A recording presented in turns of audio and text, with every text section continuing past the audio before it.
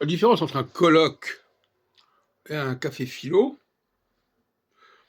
le colloque, il s'agit d'intervenir en apportant des éléments nouveaux, des éléments qui ne sont pas connus, qui n'ont pas été travaillés. Dans un colloque, on ne dit pas des banalités, on ne ressort pas des clichés. Or, dans un café philo, les gens cherchent plutôt à montrer qu'ils sont à peu près au niveau, hein, qu'ils savent à peu près les choses, ou disent à peu près les choses que tout le monde dit. Donc le café philo, c'est un lieu plutôt où les gens qui ne sont pas bien intégrés cherchent à se rassurer en disant les mêmes choses que les autres.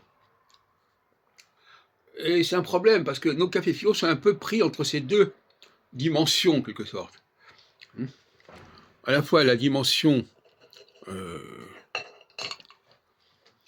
recherche, ce que j'appelle le problème du contenu. Quelqu'un a un contenu à transmettre, un contenu qui lui est propre, un contenu intérieur, un contenu personnel.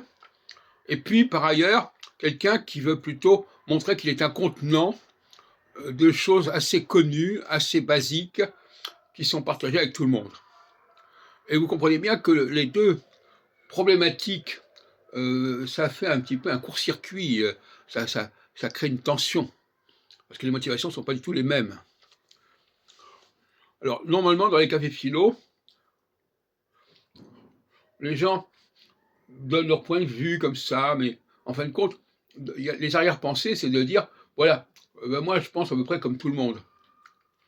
Dans les colloques, il s'agit au contraire de faire la place à des gens qui font avancer la réflexion, et pas quelqu'un qui est dans la répétition et dans l'assimilation.